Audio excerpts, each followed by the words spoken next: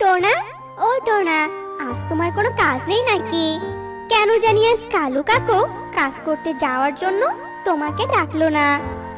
আসলে টুনি, আজ আমাদের সুখী পায়রার বাসায় কাজ করার কথা ছিল, কিন্তু সুখী পায়রা নাকি আজ তার বাসাতে নেই। এখন কি করি বলো তো টুনি?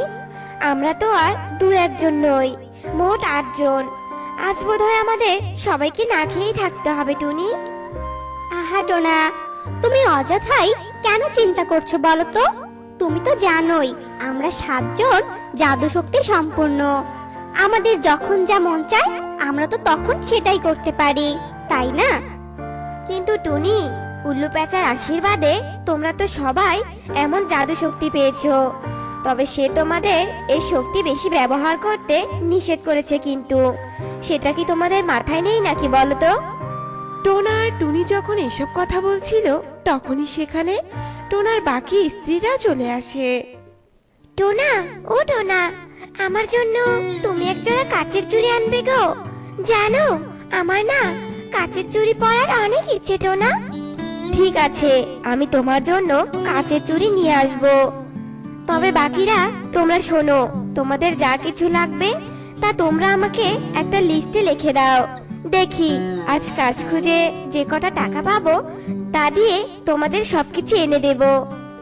টোনা, তুমি তো জানোই আমরা জাদু করে সবকিছুই আনতে পারি। তবু তুমি যদি আমাদের এনে দাও তাহলে আমাদের অনেক ভালো লাগে টোনা।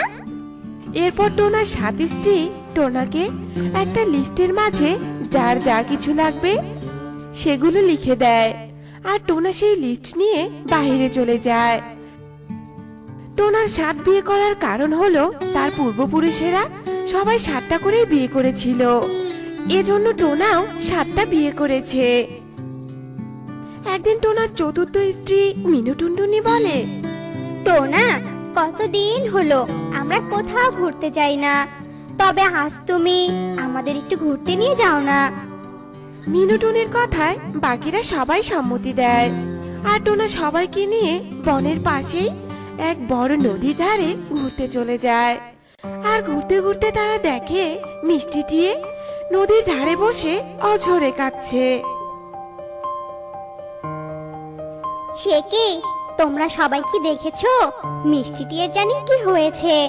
চলো আমরা সবাই তার কাছে যাই আর দেখি তার কি হয়েছে। হ্যাঁ হ্যাঁ, চলো চলো, আমার মনে হয় তার কোনো বিপদ হয়েছে, আমাদের উচিত তাকে গিয়ে সাহায্য করা। এসব ভেবে তারা সবাই মিষ্টি টিয়ের কাছে চলে যায়, আর জানতে চাইলে মিষ্টি টিয়ে কেঁদে কেঁদে বলে, আসলে আজ সকালে আমার মেয়ে আমাকে বলে এই নদীতে স্নান করতে এসেছিল, কিন্তু অনেকক্ষণ হলো ও বাসায় যায়নি। আমার মনে হয় ও এই নদীতেই ডুবে গেছে। আমার মেয়ে ছাড়া এই পৃথিবীতে আপন বলতে যে আমার আর কেউ নেই। আহারে, তুমি আর কেঁদো না মিষ্টিটি, আমি এক্ষুনি তোমার মেয়েকে এই জল থেকে খুঁজে এনে দিচ্ছি। এই কথা বলে টুনি তার জাদু শক্তি বলে জলের মাঝে মিষ্টি টিয়ের ছানাকে খুঁজতে থাকে। আর অনেক খোঁজার পর সে ছানাটিকে পেয়েও যায়, আর মিষ্টি টিয়েকে তার ছানাকে ফিরিয়ে দেয়। কিন্তু ছানাটি অনেকক্ষণ জলে থাকার কারণে জ্ঞান হারিয়ে ফেলেছিল। দাঁড়াও টিয়ে বোন, আমি তোমার মেয়ের জ্ঞান ফিরিয়ে দিচ্ছি। এই কথা বলে মিনু টুনটুনি জাদু করে সেই ছানার জ্ঞান ফিরিয়ে দেয়, আর সন্তানকে ফিরে পেয়ে মিষ্টিটি অনেক খুশি হয়। তোমাকে অনেক ধন্যবাদ টুনি, আমার ছানাকে আমার কাছে ফিরিয়ে দেওয়ার জন্য। তবে টোনা, তোমার স্ত্রীরা তো দেখছি সবাই জাদু শক্তি সম্পূর্ণ। তবে যাই হোক না কেন টোনা, আমি চাই তোমার এই 7 স্ত্রী যেন তাদের এই জাদু শক্তি দিয়ে আমাদের এই বনকে রক্ষা করে। এই যে 7 বোনেরা, তবে আমি চলি গো। এ কথা বলে মিষ্টিটি খুশি মনে ছানাকে নিয়ে তার বাসায় ফিরে যায়, আর টোনাও 7 স্ত্রীর এমন প্রশংসা শুনে অনেক খুশি হয়। এভাবে বেশ কিছুদিন কেটে যায়। কি গো টোনা, কি হয়েছে তোমার? তুমি তো একটু আগে কাজের জন্য বাইরে গেলে, তবে এমন হাঁপাতে হাঁপাতে এখন বাড়ি ফিরে এলে যে? আসলে টুনি, শুনে এলাম বনে নাকি এক ভয়ঙ্কর ঈগল এসেছে গো। ও নাকি পাখিদের খেয়ে ফেলে। জানো, কাল সুখী পায়রার স্বামীকে নাকি খেয়ে ফেলেছে। সেজন্য সুখী পায়রা কি কান্নাটাই না আজ কাঁদছে। এসব তুমি কি বলছো টোনা? তাহলে তো মনে হচ্ছে ওই শয়তান ঈগল অনেক শক্তিশালী। টোনা, আমরা তো 7 বোন আছি, তবে তুমি অত ভেবো না তো এখন। আমরা আমাদের জাদু শক্তি বলে ওকে মেরে ফেলবো টোনা। তাদের এসব কথা শেষ হতে না হতেই টোনার বাকি স্ত্রীরাও সেখানে চলে আসে আর জানতে চাইলে টোনা তাদেরও সব কথা বলে। তখন তারা সবাই মিলে সিদ্ধান্ত নেয় তারা সবাই ওই দুষ্টু ঈগলের সাথে লড়াই করবে। না না, তোমরা ওই ঈগলের সাথে পেরে উঠতে পারবে না, কারণ ও যে অনেক শক্তিশালী। তাই আমি চাই না ওর সাথে যুদ্ধ করে তোমাদের কোনো ক্ষতি হয়ে যাক। এবার সবাই ঘরে চলো তো, আমার অনেক খিদে পেয়েছে। এরপর তারা সবাই ঘরে চলে যায় আর একসাথে খাবারও খায়। আর রাত হতেই তারা যখন ঘুমিয়ে পড়েছিল তার একটু পরেই সেই ভয়ঙ্কর ঈগল তাদের বাসায় এসে ডাকতে শুরু করে। আর হঠাৎ এমন ডাক শুনে টোনার ঘুম ভেঙে যায়। আর এত বড় ঈগলকে দেখে তো টোনা অনেক ভয় পেয়ে যায়। ততক্ষণে টোনার 7 স্ত্রীরাও জেগে ওঠে। সে কি, তোর বাসায় তো দেখছি অনেক পাখি।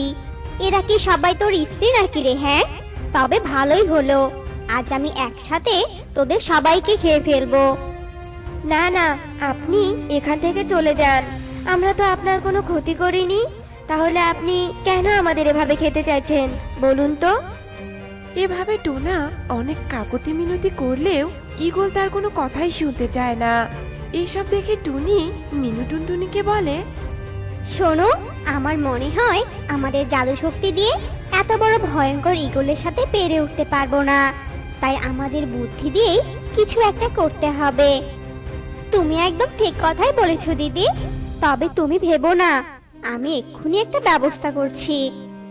এই কথা বলে মিনু টুনটুনি জাদু করে একটা লাল ফল নিয়ে আসে আর তাতে বিষ মিশিয়ে সেই ঈগলকে কৌশলে খাইয়ে দেয়।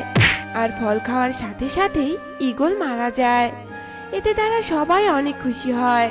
এভাবেই যখনই বনে কোনো বিপদ আসতো তখনই টোনার 7 স্ত্রী